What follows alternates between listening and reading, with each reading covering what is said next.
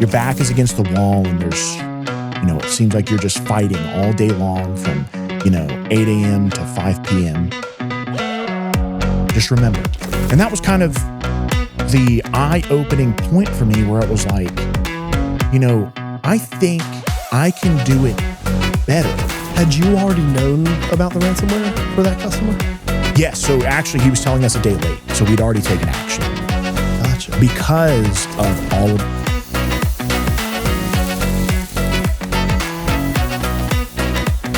All right. So, Joseph Lindquist, Yeah. welcome. Heard you were a Marine. Nice to be here. Yeah. What happened? Couldn't cut it in the Army? I couldn't cut it in the Army. Wow. Yeah, that's like, what is it? You go fishing because you just, you couldn't cut it in the Navy. Right. Yeah. No, I was in the Marine Corps for 6 years. They make you sign with a crayon when you join? No, that's after you've earned the title. Gotcha. Yeah, no. Cool. What year did you join? Yeah, I joined actually 2 weeks out of high school. It was 2014. Cool.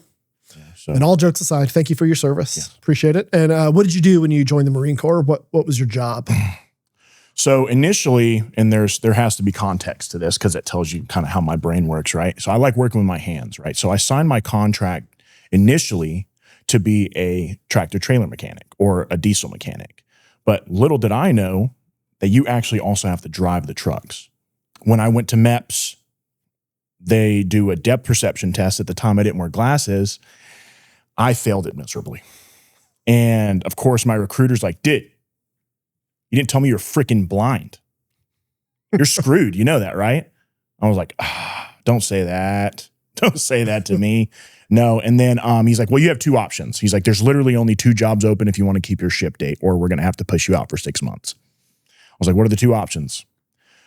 First one was cook. And I was like, next option. And then he said, "Well, the other option is what's called a cyber networking specialist." I was like, "What's that?" So he explained it to me. So cyber networking specialist is basically a glorified name for IT specialist in the Marine Corps. I'm not sure if that MOS name has changed. I do know that they dissolved the billet, which is the actual job title. So my job title was 0651. 06 at the first part of it is communications. And then the 51 is the actual billet. So 0651 that was dissolved at the time, and then they split it up because there was rumors that because the school was so hard, a lot of people were failing out of it. So they actually broke it up into 2 different jobs, which they were really inventive with the names, right? So, or the billets rather. 0671 and 0631, which was, people who focus on networking equipment or specifically focus on the virtualization, Active Directory side. A lot of really interesting stuff I can tell by the look in your face. Yeah. I'm super interested. Yeah, no, Tell me more. Yeah, no, it was it's pretty cool, but went through training there, got my certifications and everything, and yeah, we were able to, move on. I got stationed, so I was in the Marine Corps Reserves. So I signed a reserve contract, but I was active for almost 2 years to get all of my training. Fun fact, the Marine Corps is the only branch of the military that requires you to go to a dedicated combat training. Everybody does, no matter what. Unless you're actually an infantry MOS, which is like 03, 11 or 03, 31 or whatever the billet numbers are. They actually go to the School of Infantry for much longer than we do, but everybody goes to the combat training and learns all of the different platforms and has to be trained very well in each of those platforms. Nice. So yeah. And the Marine Corps, where was it created? Do you remember? Yeah, Tum Tavern. In what city? Oh, I don't know. Know. They just Tum Tavern. That's Philadelphia. Yeah, Philadelphia. Yeah. There you go. Is that where you're from? Yeah, that's where I'm from. Wow, dude. That's awesome. Okay, so you're in the Marine Corps. Yep. They train you on computer stuff. Computer stuff, yeah. Okay. And then what happens when you get out? Well, so for me it's a little different, right? So a lot of people, when you go active duty, you do this every day. And I actually say I'm much more fortunate than a lot of people that go active duty and do just their one contract and get out. Because for me, I was in the time, right? So I went through my job school. I got out. I got attached to my reserve unit, which was CLR 45, based out of Dobbins Air Force Base. Okay. It's the headquarters, Marietta, Georgia. Yep. So it's the headquarters company for the regiment. And when I got there was the month before we went on our annual training. So it was like I was active duty. I come home and then immediately back out into the field. So it was like a pretty easy transition for me.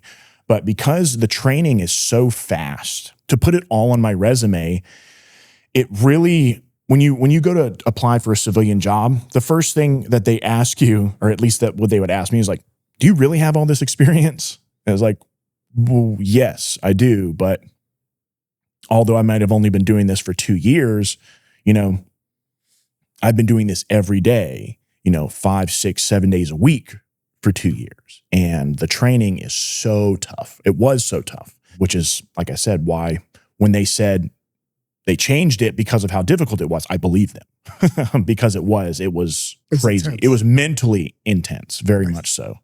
So moving on from that, right? So getting into the civilian world, I actually, because I could not land an IT job immediately out of the Marine Corps, I actually worked I worked in a contact manufacturing facility for about 2.5 years. When you say contact manufacturing, So like contact lenses. contact lenses for your eyes. Okay. Yeah. So it's a pretty cool process. I actually had to sign an NDA, so I can't talk too much about that because it's all proprietary stuff. But essentially, very cool stuff. I actually made a lot of contact lenses. Alcon, I used to work for them. So this is what seems like a lifetime ago.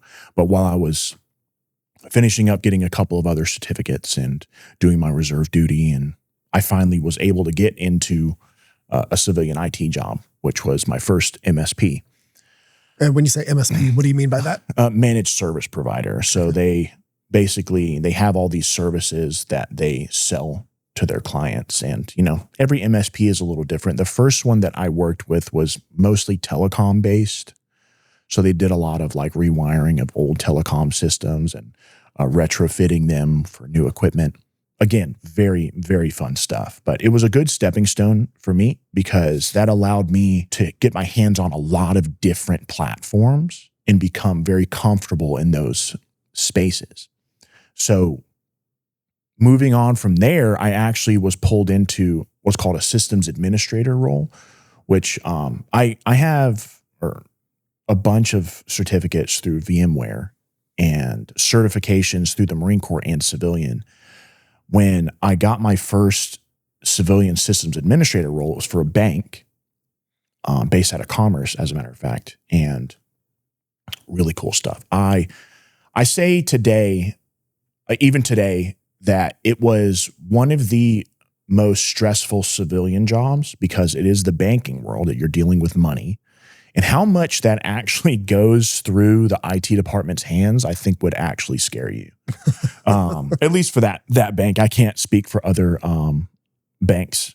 But yeah, for that bank specifically, a lot of these files and transactions and everything are done through the servers, and to manage those processes that are transferring this data, managing the updates to make sure that this data transfer goes correctly, and have a very strict and tight schedule, and also very high security because they're highly regulated. But that was like, I say today, to finish the point that I was making earlier, every single day I use knowledge that I first learned from the bank. So although I worked there and I was worked to the bone, I worked nights, I worked weekends, sometimes through the night into the weekend, I gained a lot of information. And that, I worked there for about 1.5 years before they restructured. It was around COVID. So if that tells you the timeline of like how crazy things were, everybody's going to work remote. It has to be under specific security standards, everything. And it had to happen overnight. Nice. We took, 80 employees and put them into work remote. And then we also had to isolate teams of people who had to come in, because a big thing about banks is they get a lot of mail too. So a lot of in-person mail. So you have a team of people. Banks receive mail. Banks receive a ton of mail, hundreds and hundreds of pieces of mail a day. What type of mail would they? I couldn't tell you. Okay. A lot of checks. Think about people mailing in their checks. It's okay. We're two big guys. We're just going to, play footsies here for a little bit. Lots and lots of checks, a lot of, different pieces of mail. I really can't even speculate because sadly, I just don't know. That wasn't ever in my purview, but I do know the people, they had special machines that would trim the top and the side of these notes of the letters and actually have vacuums that pull the letters open so that you could be a lot more efficient so that you can get through each piece of mail every single day. Wow. Yeah. Yeah. You're telling me when I was like, you get that much mail? Okay. Come on. You're serious? No, but crazy. It was, kind of crazy to me. When all of that happened, it went down. They restructured the IT department. I got a pretty nice severance. I was able to take some time off of work and I pursued some personal hobbies. Like I was telling you, I streamed for a little bit. I was getting a couple of other IT certificates, kind of just making me more of a valuable person, whether I wanted to, start my own business. At the time, I was still kind of weighing those options. Sure. What time frame is this? What year? This was 2021. Okay. It's like February 2021. And to be fair, all of those years are a blur. I think it's just COVID was 2019 to 2023, I think is when they were like, yeah, COVID's not really a big deal anymore. So that's really just all 1 year for me. But no, 2020, about February 2021 is when I parted ways with the bank. And I pursued a bunch of, personal stuff to see really, is IT really what I want to do? This was a test. Is it your passion? That's exactly right. That's what I was asking myself at the time. My goodness, it was like a combat zone every single day. There was no issue that was brought up that didn't feel like the whole place was burning down. And that's not fun. You can't work like that forever. Attorneys can. Everything's on fire all the time. Attorneys are liars. That is the biggest thing. Attorney and liar are the same thing in the dictionary, as a matter of fact. I'd have to show you. I have the dictionary. Fair. Okay. No, but you tell the truth. What was I saying? The bank, right? So I separated, and it was about 6 to 8 months I was unemployed. I was keeping my fingers out or hands and reaching out to see if I could get another position. Is this good for me? Whatever. And I found myself applying. I actually applied for 2 different positions at this place. It was actually called Halsky Systems. So they were a very big MSP based out of Gainesville, Georgia. And I interviewed for one position. I didn't get it, but they said, well, we noticed that you applied for this other position and you actually fit really well into that role. And I actually ended up getting that position. I loved it, man. It was, coming out of position. So it was a TAC engineer. I forget what the TAC stands for. It was like Technical Operations Center Engineer, something along those lines. But yeah, TAC engineer, level 1, level 2, something like that. I acted as if you had an issue that came in from my set of customers and I got the ticket, I never needed to escalate it. I never in my, year and a half touching about 50 to 100 tickets a day, I never escalated a ticket. So that means you were able to handle everything. Every single thing. I was the one stop. If I got a ticket, it was acquired and completed by the time it left my hands. It was done. Gotcha. Cool. So I really liked it there. It was awesome. They had, upward mobility. They had training that they paid for. You would have to, of course, you'd test yourself. And then when you passed it, then you would turn in your thing and they would reimburse you. But, I really liked how they handled it there. I agreed with a lot of their processes. They were very, a religious organization. So they actually believed, everybody's the same. Although there is a hierarchy, nobody got treated any lesser just because of the position you were. At least that's how I felt. Nice. And my boss, shout out Kim, she was a huge, She helped me grow so much in my position as an engineer for a managed service provider because she put things into perspective for me. Because coming from a bank, everything is on fire all the time. I brought that same mentality coming into going into Halski, and the first thing that she told me, she's like, Joseph, I need you to take a deep breath. We're not saving lives. And that is the biggest thing that kind of resonates with me today. Even today, people will, they'll cry and they'll complain about their emails not working, and I get it. But at the end of the day, I'm not going to pull my hair out. And that increases my longevity of being able to do this job, right? Is to be able to say, all right, I can handle this. This is going to take me 2 seconds. It's okay. Everything's going to be okay. And I think, that year and a half that I had with the bank really increased the amount of gray hair that I have. Surprisingly enough, I am not 40 years old. I just turned 30. But I have siblings that are 9 and 13 years older than me, and I look older than they do. So that manager helped you put things in perspective. Yeah, that's correct. Like. That's correct. And being able to really kind of take a step back and go, I really never looked at it that way. And even today, I use that whenever I train engineers, because I still contract with MSPs, more specifically one right now while I'm still getting my business off the ground. Mm-hmm. And whenever I train other engineers, and I have trained other engineers, I use that phrase often. Whenever you feel like you're being overwhelmed, whenever you feel like your back is against the wall and there's, it seems like you're just fighting all day long from, 8 a.m. to 5 p.m. Just remember, you're not saving lives. This issue can wait 30 minutes. This issue can wait 15 minutes. Go to the bathroom, go get a snack, get up and walk around. This is a sprint. This is a marathon, not a sprint. That was a phrase that they would use at the Marine Corps ball every year so that Marines would know not to do 20 shots before going into the ball. Take it easy. Yeah, exactly. Slow down, guys. This is a marathon, not a sprint. Nice. Well, that's good. That's good advice. Yeah, absolutely. I do. I think so as well. But, from there, I was really happy with my position. They ended up selling to a larger MSP. That upward mobility kind of went away. I did interview for other positions there, trying to move up, but it just didn't really seem like that the new company was going to be a good fit for me. So I put my feelers out again, and I went to another MSP, and I really took a lot of my knowledge that I gained from the bank and from Halski, put that together, and I was a very valuable engineer, and I work for this company now, really helping them grow and helping them, use a lot of these systems that the big MSPs use. And you can say like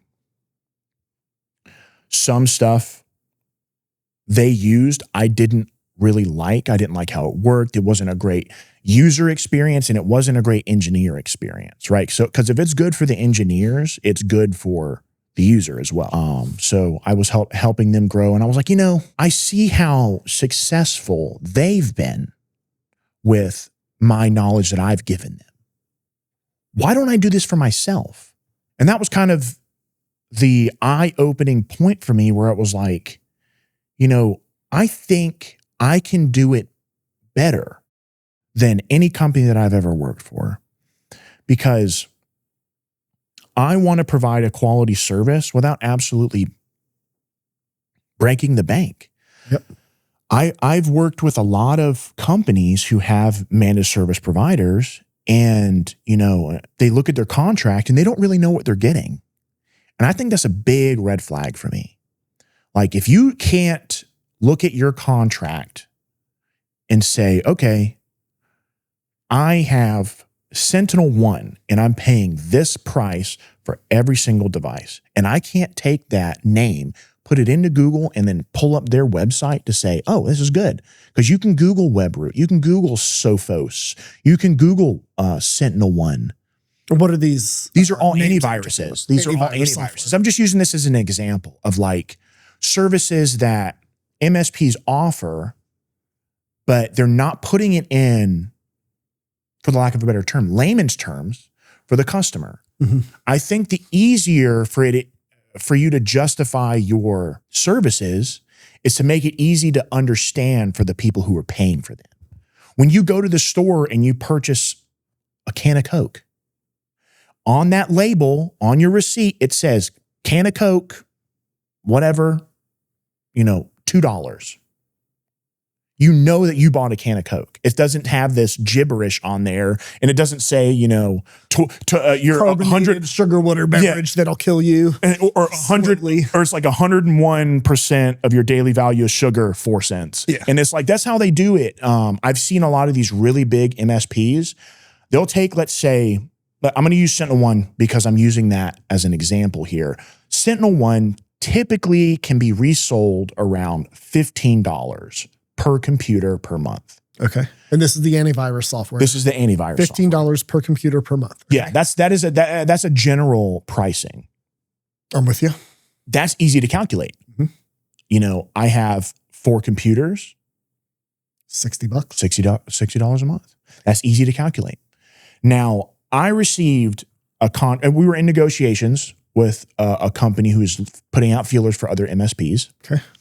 I looked at their contract from their other MSP because they disclosed it to us. And I found that they were breaking down every single service that their antivirus that they were using at the time does and charging them several dollars, up to $5 a piece per service. And some of these services, some of these antiviruses offer like 20 to 30 different services. It came out to they were paying $45 per computer per month. So they were paying for 3 computers for one. Price-wise. And if I didn't break that down for them, they would have never known. And that's the MSP just adding margin on top of what they're selling. Absolutely. Absolutely. And SentinelOne specifically has a pretty good markup margin. You can be pretty flexible depending on, what customers you work with and stuff like that. If they have a ton of computers, you can even go less than $15. You really kind of set what you charge. Mm-hmm. I don't know if I'm totally breaking the bank here on or revealing trade secrets. Oh no, we love secrets. So I don't know. Nobody's told me that. I'm not a part of the cabal of the MSP companies. You're not big MSP. No, exactly. And that's kind of where it's like, I didn't necessarily grow up poor, but we grew up financially conscious of like, we can afford this, we can't afford this. There were several months where we didn't have, television. We had things recorded on the VHR. Yeah. A VCR with the VHS tapes. I combined those if you couldn't tell. Well, you're barely 30. I know. No, and I'm just proud that you even know what they are. You know what, dude? I'm gonna tell you what. Some of the best movies I've ever seen were on the VHS. Yeah. So, yeah. It's nothing like popping that tape in and then having to rewind the whole way. No, you know what, dude? My brother and sister would do that on purpose, not rewind it. They were yeah. We get along much better today. Let's just say that. That's good to know. Okay, so your parents raised you to be conscious about what you're spending money on. That's correct. And when you were in the MSP world, you realized that these companies are adding cost where they shouldn't. Exactly. And to me, I would use the term unethical, okay, if not borderline unethical. Okay. Because like I said, if you don't know what you're paying for, then you don't know what kind of quality of service you're getting. But at the same time, right, every MSP can resell every type of software that another MSP uses.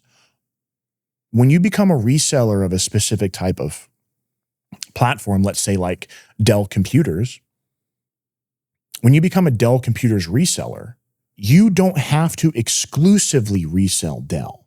Now, when you get bigger, I think that might change. But as of right now, I do not have to exclusively resell Dell. I can sell you a Dell. HP. I can sell you a Lenovo. I would never sell anybody an HP. Okay. That's just a personal preference for me. I have had a lot of problems with their platforms. I know. Does he have an HP? Yeah, we got an HP. Oh goodness, over there. It's okay. I think mine is. Hey, and that's okay. Some of them. Don't do that with your hair. I have a Dell. That was off camera, but that was too much. I was actually appreciating your hair. It looked like you used to have long hair. I used to have long hair. Yeah, so I same. Just like down to here. Yeah, it just comes natural, you know. No, but so I that's a personal preference. Okay. I even try to stay clear of Lenovo because Lenovo, as a matter of fact, they are notorious for adding weights to their computer to make it feel heavier because then to you're make like, it feel more substantial. this is like a quality device. Are you kidding? Wow, I swear to God. Yeah. So I will say the biggest thing for me is I don't care how well it operates. I don't care how beautiful it looks, your service. If I have a problem, how easy is it for me to get a hold of you and have you fix this problem? Like your screen just stops working. Your microphone and camera stop working. Your keyboard stops working. You have specific keys on your keyboard that stops working. Your touchpad stops working. I mean, these are all examples of stuff that happens. And a lot of times these companies have great warranties on paper, but they're very hard to actually get a warranty done on them. I will say that Lenovo and Dell, in my opinion, lead the way on their warranties, which is why I kind of steer more towards Dell than Lenovo. Because then, the weights. But then again, there's some weird stuff. It's just like, why do you do that? But either way. So Dell, Lenovo, any other computers, hardware that we should be thinking of as far as business purposes? What are the best sort of companies to go after? So really, I think what you need to do is be conscious of the type of hardware you're buying. So they have home-based hardware and they have business-based hardware where they might put the same sticker on it where it says, this has an i7 or even Intel's new Ultra 7, Ultra 9 processor in it. Because it is a business type product, they have different business lines like Dell has a Latitude, Precision, and even now they're doing like the Pro Max and Pro Plus and all these other platforms. Knowing that you're not buying an Inspiron, that's a really popular Dell platform, which is their home line. It is not meant for being used, at maximum capacity, potentially near maximum capacity for 8 hours a day, and hardware will fail. And again, there's, we're flipping a coin on this, we're taking a risk when you buy home-based equipment and then you use it. Yeah, you can get it for cheap, but a lot of these companies offer 3 to 5 year warranties that say, no matter what, you'll be able to use this computer at maximum capacity for 3 to 5 years. Instead of you buying, a home-based computer, a Dell Inspiron, and then you have a year warranty, a year and a half it breaks, you got to buy a new one. Yeah. Or are you going to pay $800 to go and, get it repaired? Or are you going to spend $800 to do it, to get it replaced? Yeah. A lot of people will just replace it. And then now you're down you're in the whole $1,600. Now you're at the price point of a lot of these Dell computers that you can buy and you don't have to upgrade. If it breaks, next business day on-site repair is a lot of what these companies are reselling, which means like the next business day, based on parts availability, they will be at your office or at your house with an engineer, a certified technician with the piece of equipment to fix your problem.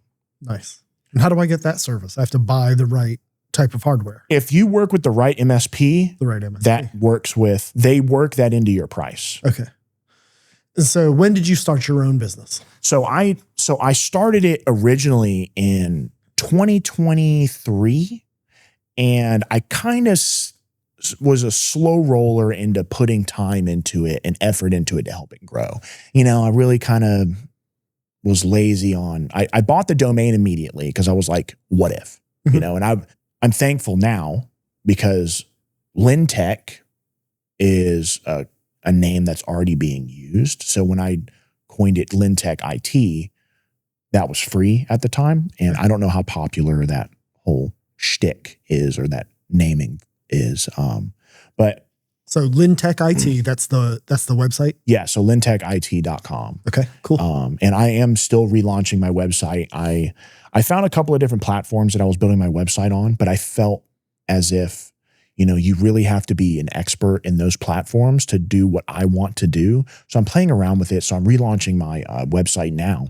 But yeah, I mean, as far as the, you know, started the business in 2023. Okay. Really started putting more time and effort into it in the last 8 months to a year. Kind of just making sure that I've got all my licenses, I'm certified and, you know, to sell in my city and Secretary of State and all that jazz. But all that legal mumbo jumbo. Yeah, exactly. Yeah. Just making sure everything's great and I don't get, you know, a knock at the door and they're like, hey, you actually, you can't actually do this. Yeah. Yeah. I mean, the state of Georgia like sends people to knock on doors of businesses and shut them down all the time. Yeah. And that just is so crazy to me. I mean, in the state of Georgia, as an employee, you basically have no rights, which blows my mind. And then when you're a business owner, you also have no rights. It's like, it's so crazy. Or at least that's what I've seen in my experience. Yeah.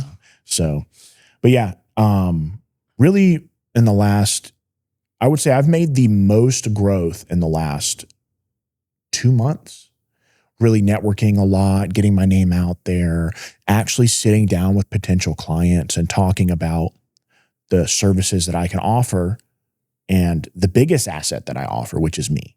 And I will, you know, sell that until the day that I die. Cool. So tell me about the services that you provide a little bit. You're an MSP. Yes. That's what you call yourself, right? Yeah. Managed service provider. Yep. Did I get that correct? Okay. And as a managed service provider, what do you offer? So there's a couple of things, right? So the first thing I like to look at is business continuity. Okay. Right. So what do I mean by that is, do you have a server or do you have emails? Do you have, you know, do you use OneDrive? Do you use Teams? Are you backing up your business data? That is the first question that I ask. A lot of people don't know. Mm-hmm. And some are, some aren't. But a lot of people really just don't know. So let me stop you right there if you don't mind. So okay. you mentioned, okay, a lot of people don't know. And I think that's pretty common, right? Like a lot of us in business are not necessarily tech inclined. Sure. For whatever reason. You mentioned earlier that these MSPs are adding, I guess, margin on top of things. Do you think that the reason they're doing that is because people don't necessarily know what's going on, what questions to ask? Oh, absolutely. Or do you think there's something else going on? Well, it's like when you know, if your wife takes the car in to go get an oil change, your brakes are done, your tires are bald, your engine's going to explode. The sky is falling to the max because they know that they can pull the wool over her eyes and say, I'm going to charge you 12 grand before you leave here. And you don't even know. That's exactly what can happen in any profession, where I'm sure it can happen in you know, your profession as well, where you say, well, I can do, you know, X, Y, and Z, but, you know, you charge, let's say, you know, $100 an hour. And then the people up the street charge $300 an hour. That's just because a lot of people, when they find them and they really like them, they don't want to go looking somewhere else. Right. And so it is almost like first come, first serve, because you're like, this is cool. It's, you know, it's within our budget. But within the budget doesn't always mean that you're getting the best bang for your buck and that you're not absolutely getting charged out the rear end on these services. Gotcha. So the first thing you do is look at business continuity, making sure that if something happens, people aren't down. Disaster recovery. Absolutely. Yeah, so they continue operations. There's a big, as of right now of the recording of this video, there's a big ransomware event that's happening and circulating with businesses in Metro Atlanta. Right now? Right now. Wow. I don't know. Tell if me about that's, that. What's that ransomware?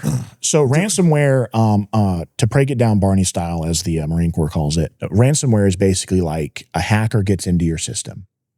They typically wait, I think the average is like 265 days to really do the most damage. Really? Figure out who, They get in there and they just lurk for 3/4 of a year. Yep. Some of them, if they're what they call script kiddies, which is like the really low level hackers, what they'll do is they'll get into your system, they'll just encrypt your data and then they store the password to unencrypt it, or to decrypt it rather. And then they'll leave you a note on your desktop that says, hacked readme or something. And it's just a text file that says, hey, by the way, you've been hacked. It's your fault. You didn't do all your security updates. You basically let us into the front door and to hack you. So if you don't pay us the ransom, we're just going to hack you again. Huh. That was actually similar to a note that that I've read on a computer that was recently hacked with ransomware. And it's just like, wow, you're putting all of the blame on them, but you didn't have to do this. Yeah. And of course, we didn't pay the ransom because at the time they did have the business continuity disaster recovery service. Okay, so tell me about that. Somebody hacks you, they're asking for a ransom, but you have would you call it a business continuity service? So it's been business continuity disaster recovery. Disaster recovery. Yeah, so that's a BCDR is what the full term is, right? So and how does that work? So basically, depending on what service, because there's a ton of them that you can use, the services that I use back up every hour. On the hour, it'll do minor backups, which will be like document changes. You edit a document and you save it on the server. It catches that change every hour. Mm-hmm. New documents. And then, once a day, it'll do what's called a full backup. And then it'll do a full backup of the server. Now, when you do that, and let's say you do get caught with ransomware, typically the first thing you do is you take everything offline. You disconnect it from the internet. There is no way that these hackers have any visibility of what's going on inside of our network now. Period. Get off the internet. Get off the internet. Okay. Second thing is, because you have these disaster recovery or business continuity disaster recovery devices on site that keep, let's say, 2 weeks of local backups. So if you know, hey, I can identify that whatever was changed on this day, like when they deployed the virus, mm-hmm. Let's say they deployed the virus on Wednesday and it's, Thursday, I'm still working on getting them recovered. Wednesday, they usually do it in the morning around 2 or 3 o'clock. Nobody's on. They can really get in there, start to encrypt the data, and it's going to be a couple of hours before anybody notices that, you've been hacked. You sit there, they encrypt your data, they do all that. You take everything offline, and then you start to do a full restore of the server from a full backup that was taken before the incident happened. And then before you know it, you're back up and running. You never paid a ransom. Your business is, maybe let's say the last operational day was Tuesday, the first backup on Tuesday just to be safe. And you lose an afternoon's worth of work compared to all of your business data. Wow. That's scary. Yeah, it's very scary. And I think I always refer to these things as like a seatbelt. You don't have to wear it. But what if? What if somebody pulls out in front of you? What if, you have to brake with an emergency? Having that seatbelt is, a precaution that where it's like, yeah, it might not always save your life, but 9 times out of 10, it will. Nice. Yeah. Okay. So business continuity and fighting against ransomware. What other services is it LinTech IT? Does LinTech IT offer? I mean, just, really any service that another MSP would offer. Something that I'm doing, and I'm actually, I've been brainstorming this over the last few days. Mm-hmm. I'm offering a totally free service where if you already have an MSP and you want, and I actually offered this to you when we first met, if you're unclear of some of the services that you're getting from your MSP or anything along those lines, and you want to reach out to me, schedule a time, you send me your contract for your MSP, I will review it for you, and I will give you a no BS rundown of what you're getting. Do I think you can do better? Or are they doing great? Yeah. And if I do think that they're doing you wrong, of course, I will then send you a quote for me and say, not to necessarily undercut you or undercut the MSP that they're working with, but to say, there's always a possibility. There's always something better. And of course, the first thing that they're going to want to do is lower their prices. I want to maintain the customer. But in my opinion, when you start trying to steal money from people, you kind of ruin that relationship with them. Yeah. And like I said, I try to be conscious of the customer's wallet first.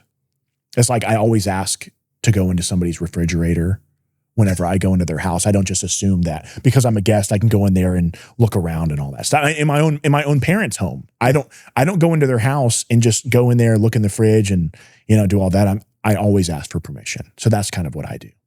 Gotcha. Right. Good approach. Yeah. Right. It's not let me down yet. So, gotcha. So your service area now, are you, as an MSP, are you geographically limited, or can you, service people throughout the country? How does that work? I have contracts to where I can, because my business operates out of Brazelton, Georgia. Okay.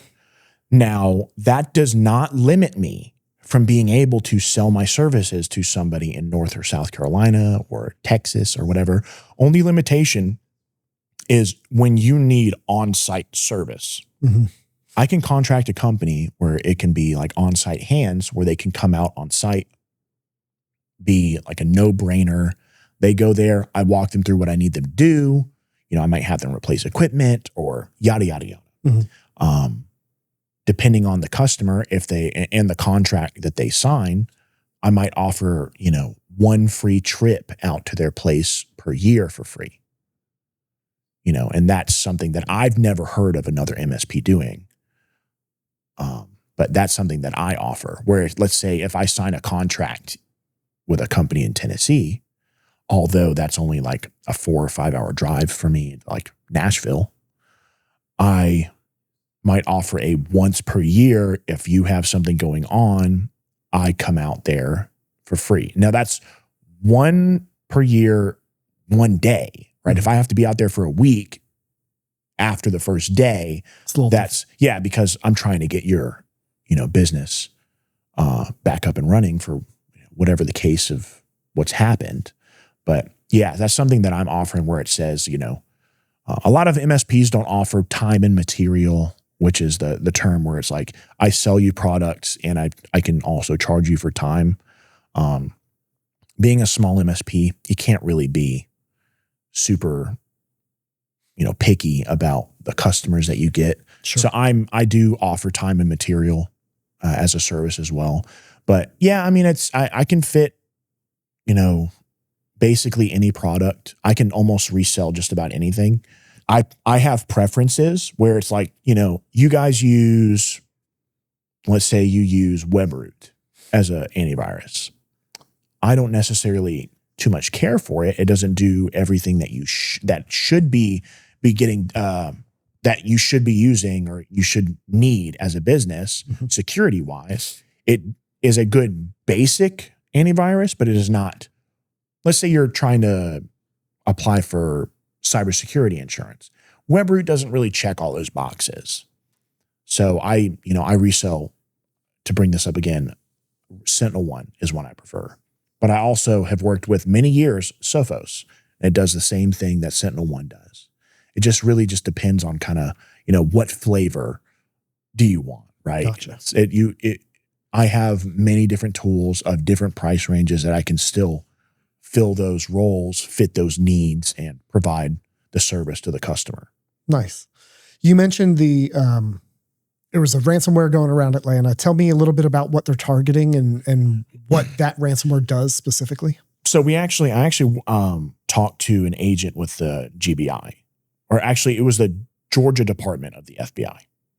And as of right now, first off, I'd like to say that we thought we were in trouble. That was the first thought when he was like, hey, by the way, because he calls and he leaves a voicemail and he's like, hey, by the way, I'm agent blah, blah, blah with the FBI. I noticed that X customer got ransomware. I noticed that, the X, Y, and Z. If you are skeptical about who I am, because that's the first thing you do is like, why is the FBI calling me? Right. Like, come on, get out of here. Yeah. He's like, do not call me back.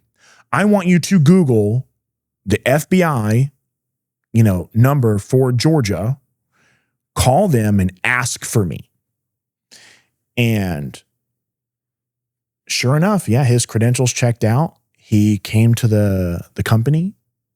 We spoke to him, and he basically was like, yeah, I just wanted to let you guys know that we were monitoring traffic on the dark web. Because usually what they do is they acquire the data, they post it on the dark web for sale. Okay, so the hacker deploying the ransomware steals your data and sells it on the dark web. Yeah. Okay. And then they charge you a ransom to unlock it. Gotcha. So there's basically almost like... So they make money on both ends. Yes, of course. Nice. Of course. Good business model. I know, but right? The FBI's out there tracking the dark... What, this guy was perusing the dark web, and he saw that your customers' info or data was out there? Yep. Okay. And that's how he got in touch. Yep. And that's how he found who it is. He found the contact on site. He called the customer first. Okay. And then the customer referred him to us as the MSP. And then we had the face-to-face meeting with him. Had you already known about the ransomware for that customer? Yes. So actually he was telling us a day late. So we'd already taken action. Gotcha. Because of all of the services that we offer, we were able to jump on it immediately. Excellent. So with that being said, talk to the FBI guy, and he says, hey, just want to let you know this happened to you. We didn't know if you guys were aware. And then when we explained to him exactly what happened, he's like, yeah, I don't know how you're not aware of that. Because what they do is they corrupt or when they encrypt the data on your computer, it basically corrupts everything. So like your icons on your desktop go from having, like the YouTube symbol to just being white. Like it looks like a white piece of paper, everything. And when you click on it, nothing opens, all that stuff. And then there's, like I said, the little README file on there as well. But either way, talk to him, and he's like, yeah, I just want to let you know that this company was hacked. Their data showed up on the dark web.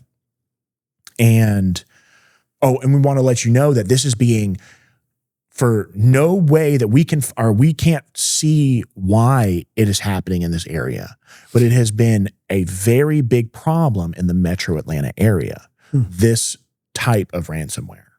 So apparently a bunch of companies are getting hit with ransomware right now. So if how is this ransomware coming into the company?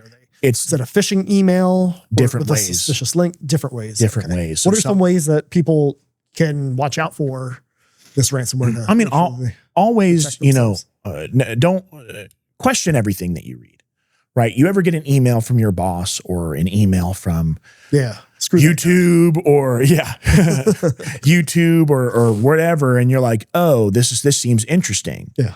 Instead of clicking on the link there, let's say you get an email. I get an email from you. Let's say I get an email from you, and you're like, hey, I want to schedule our next podcast. Put it on my calendar. And it's just some bogus link. Instead of me clicking on that link, I reach out to you and just say, hey, did you send me this? Did you send me this? Yeah. Is this your calendar? Why is it going to, bogus.us? We're going to take everything from you.com. Like, what is that? So when I call you directly on a number that I have of yours, you can say, no, that wasn't me. And then I can look further and see, did it actually come from you? Or, is it what they call spoofing your email, where they can copy your email signature, make it look nice and dressed up, but or take out one of the letters in your name. Yeah, it's Parsi, law or whatever the domain is, instead of Parisi. Yeah. So it's just like the one little I is missing, or the I is an L. Yeah. So just some of those things. Just be really attentive to what you're clicking on. You can also hover over stuff with your mouse to make sure that that's happening. Also, don't save your passwords on a text document on your desktop. Leah, did you hear that? But that was one way. One of the people. Okay, so we believe that this customer, how they got hacked originally was they actually got into a higher up person's personal computer, mind you, at the company. And that person logged into the company VPN to work on that computer. So the hackers noticed it, got onto the network. He just happened to be a domain administrator. What that means is that's the highest level of administrator. You can get into anything. You can do whatever you want. You can remote desktop into other servers. And he had his password saved on all the cameras on his desktop for his domain administrator account. So they just it was a kid in a candy store. Yeah. They just did whatever they wanted to. They had all the access that they needed. Oh my goodness. They got to everything. God. Yep. They got to everything. And, if you do just those, simple things, they have services out there you can buy that you store your passwords and they're encrypted. It's super easy. Even those services will just autofill in your Google Chrome if you put in your password, for it. It's super simple. Yeah. But people, it's not any one company's fault. What it comes to each time is just really ignorance, is the lack of knowledge in those subjects, so that because they don't know what to look for. Right. And that's another big part of what I want to do is I want to help educate people to help them know that, like, okay, I'm a small business. What can we do to help us out? Is this something, do we want an MSP? Do we already have one and we want to see the no BS, report on, the services that we're getting and, stuff like that. And those are some of the services that I provide. Excellent. What about cybersecurity insurance? What are your thoughts about that? Is it worth it? Do people need it? What does it cover? Yeah, absolutely. I think that at a certain point of, I would say look at how much you don't necessarily just want to protect yourself. I'm going to totally back up right now. You don't want to just protect yourself. You want to protect your customers. Let's say you work in a company, or you have a company that builds equipment for hospitals. And you also, in your nature of your business, you also deal with, hospital data. Anything, whether it be customer records or anything like that. You, at that point, need to protect your customers, get cybersecurity insurance, cybersecurity insurance, I think, is very important for, I would say, any company, but I would say also not for people like me, where I have, it's just me. I have one computer. I don't have a ton of data. The cybersecurity insurance is to help protect, like, if you don't have the disaster recovery, if you don't have all of the high-level antivirus, if you don't have cybersecurity training for your employees. Like me, I'm pretty well-versed. I'm not saying that I'm unhackable, but I'm pretty well-versed in, like, clicking on links and identifying where the issues lie. At the same time, but if you have some sort of like marketing director that just like is whimsical and does whatever she wants, she might just click on a link that somebody sends her. Exactly. Oh, okay. That's right. I think you told me about that. But yeah, just using that as an example of like where I may not need it because I do take certain, steps and precautions. And The data that a hacker would steal from me is a document how to, how to build out this one application where that's open source data. I just made it in my own way and I put it into, my own terms to where I understand. Like if someone hacked me, they're not going to get anything personal. Right. But if somebody hacks somebody with a bunch of customer data, especially, I think the term is PII, personal identifiable information, and that gets out, well, then that business has a bunch of reporting requirements, depending on what state they're in and they do business in. But in Georgia, you've got to notify all your customers about this hack and this leak, and that can get expensive. Now you got to remediate it. And I'm not totally, I don't know all of the requirements of these companies, right? That's not the realm that I'm in. I don't know the requirements of them. Like, are they required to have this specific type of insurance because of the data that they're handling? Yeah. Just using that as an regulated example. by some other entity or other. Yeah. Somebody's in there with the right mentality trying to help all these people be safe. Mm-hmm. Right. And I've already come to, terms that my social security number and everything is out on the dark web. It's just like, because I at the same time, I always use this example of like, everything's hackable. You can do everything right. Everything right. You could have the highest security, but if you have a user and you have the internet, you can be hacked. Yep. Period. I mean, what was it?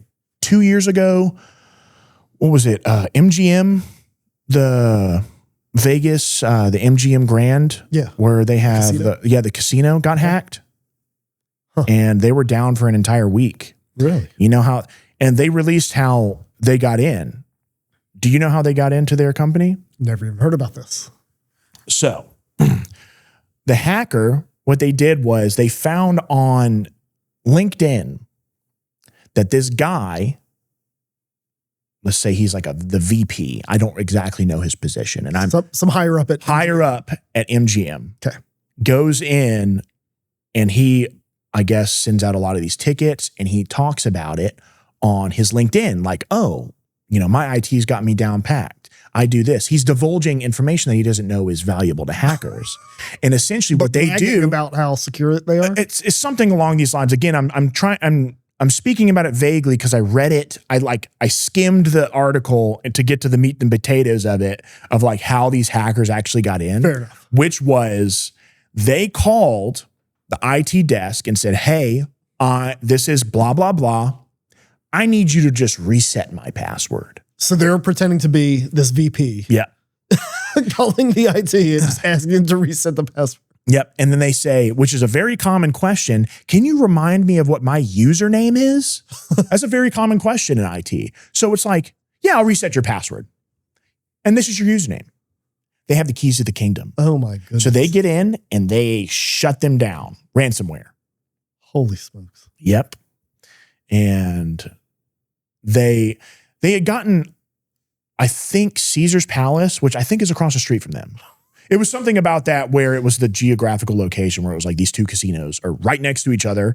They both get hit. It's an Ocean's 11 movie. Exactly. The digital Ocean's 11. Yeah. Right. The Ocean's 01. So they get into both of them and they said, you guys are now have to pay at the same time. If one of you doesn't pay and the other one does, we're not releasing you. So they'll shut one casino down so all their traffic goes across the street to the other casino? No, they shut the casino, both of them down. Right, but if at the same time. Okay. But they're not going to. So let me rephrase it. Sorry. So they have both of the casinos shut down with ransomware. They're saying you guys have a day that you have to pay this ransom by. Let's say MGM pays it, but Caesar doesn't. Both of you are still locked down. Nobody's getting open. So both of you have to do it. And eventually they both ended up having to pay to get everything open. Do you know how much? I have no clue. I'm sure it's out now. Like I said, it was a couple years ago. Yeah. It was like 2024, maybe. Jamie, 2023. But yeah, it's just using that as an example of like, you could do everything right on paper. You could still get hacked. Yeah. call your IT guy, tell him, do not answer my phone calls and tell me what my password is. And reset my password and tell me what my typically for me, I have all of my customers, I give them my personal cell phone. And I have their number saved. Yeah, but you need to give them like a password to tell you when they call you and say, okay, this is Jerry, reset my password. You have to say, okay, what's the password? But like another super secret password. Yeah, another super one. Yeah. It was like we change it every couple of months. It's like, you know, the walrus is back. There's like the walrus's back is abnormally itchy.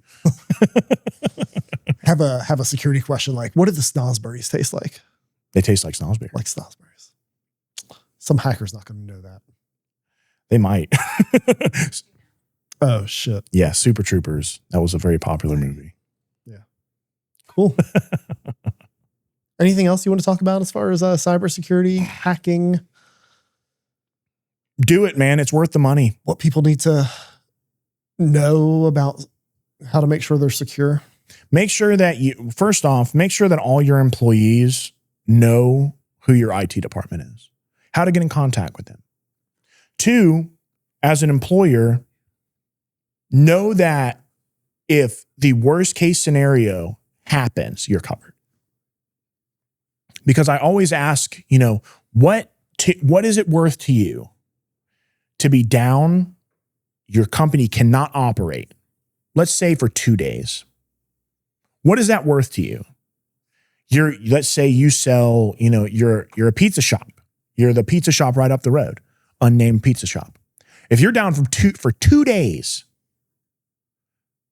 what is that worth to you? Can you find it in your budget to make sure that those 2 days don't turn into a week, don't turn into 2 weeks, don't turn into you have to start from scratch, you know? And sometimes that's like pennies on the dollar. Yeah. You know, some people, they operate and they can make, you know, 10, 15 grand a day, depending on what they're doing, maybe even more, signing a huge contract with a company and they're finalizing the contract and then they get hacked. Well, it's frightening, right? I'm not necessarily worried about somebody breaking in the door of my office and coming and stealing paper files or whatever they could get their hands on. Yeah. I'm worried about somebody hacking and getting customer data or locking us out, having a ransom on us and not being able to operate and make revenue for those 2 days. Exactly. Digital security is as most, if not more important than physical security. Yeah.